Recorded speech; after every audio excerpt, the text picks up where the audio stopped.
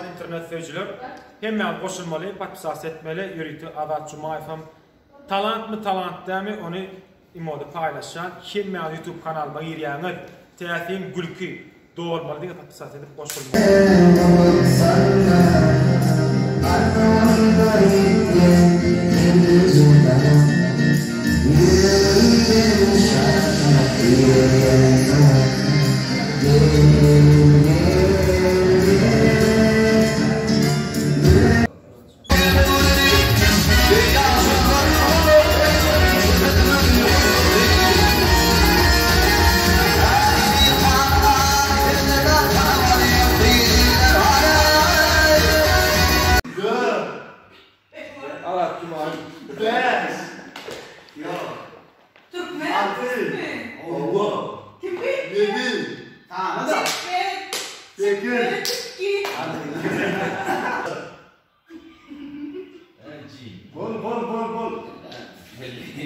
Aí tá dolo, vai?